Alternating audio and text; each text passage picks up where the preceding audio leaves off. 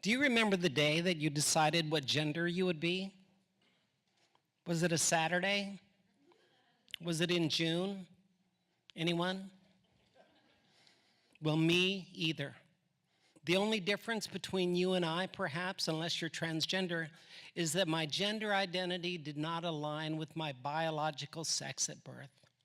And I knew this at an early age. I still remember the day that my sisters cajoled me into joining her and the neighbors in a dress-up party. And when they finished putting a dress on me and dabbing lipstick on me and painting my nails, I felt for the first time that I could breathe. And I knew this was a feeling that would stay with me all through my life. You see, that was my gender identity. That was my authentic self. But very little was known about this back in the 60s and 70s, and as our family grew, my biggest fear was that my parents would find out about me and find out that I was dealing with gender dysphoria, this feeling that my innate sense of self, who I was and how I related to the world, was different than my physical being. We moved around the country and finally settled over in Brevard County in Merritt Island. And for transgender people of my generation, we dealt with this by being overachievers, and I certainly was that. I was the homecoming king from 6th grade all the way through high school. I was Mr. Merritt Island High School. I was the homecoming king. I was an all-state middle linebacker of an undefeated state championship football team at Merritt Island, and that got me a football scholarship to East Carolina University. That's me, number 22 in the fro. I graduated and returned to Florida and got into mortgage banking. I found the love of my life. We had 2 amazing kids, and my career took off in mortgage banking with Wells Fargo. I remember I would travel to my different branches. As regional manager, I oversaw 26 branches across the state. And as soon as I was done working, I would check into a hotel, and I had my stash of women's clothes, and I would cross-dress, and I would simply drive around breathing the air as my true and authentic self.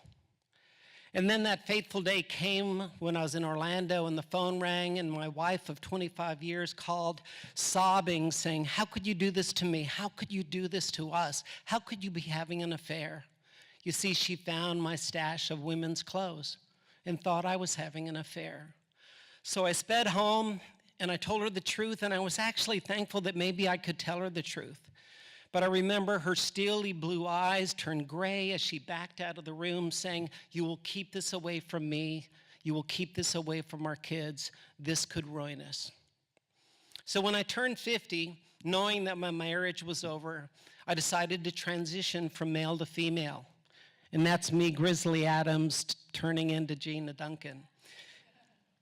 And I knew at that moment that this is what I needed to do, and I was supported by my family and my friends and Wells Fargo telling me that I would be the 17th person at Wells Fargo to transition on the job. I thought I was something special, but I was just chopped liver. And my whole world changed, my appearance, my social life, who I dated, and my kids told me that I seemed so much happier. One of the most impactful things that I experienced, and one of the most validating things as a woman, was my best friend invited me to be a bridesmaid in her wedding. And I can tell you that that was the most impactful day of my life and the most feminine feeling day that I experienced.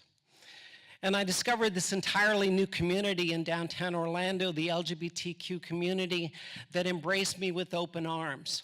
And I soon learned that this community needed transgender voices to support them, and I was eager to help. I got more and more involved, and as I did, my voice grew and my platform grew. I was president of the LGBT Chamber of Commerce, and I joined Equality Florida as their statewide director of transgender equality, with the mission to make sure that transgender inclusion was woven into everything we did at Equality Florida, which was so important. My mission grew larger, and I traveled the country and even Europe talking about what it meant to be transgender and talking about transgender cultural competency to make workplaces more welcoming and inclusive for all employees. And it was such an important mission. I wrote a book, it's on Amazon, called Attraversiamo, or Let's Cross Over. And I also ran for county commissioner in 2012, and even though I lost, I got 40% of the vote, and it was a moral victory telling transgender people that you too could run for office and be a factor. Thank you. And then Pulse came. The Pulse tragedy reminded us of the hate that was out in the world, but I was so proud of our community and so proud of our elected officials who rallied us together to proclaim that this would not define us and we will not let hate win. But that inspired me to be even more committed to fighting for the rights and protections of the transgender community.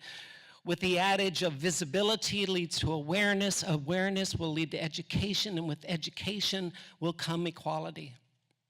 We do see that even today that the transgender community is under attack. But we see that we are making progress. More and more transgender and gender nonconforming people are stepping out of the shadows to be their true selves. And we see more and more young people coming out at younger ages and being supported by their parents. So we know this. In working for future generations, I firmly believe that someday, and it may not be in my lifetime, but someday being transgender will have no more significance than being left-handed or blue-eyed, because that's the way we were born. Thank you. Thank you.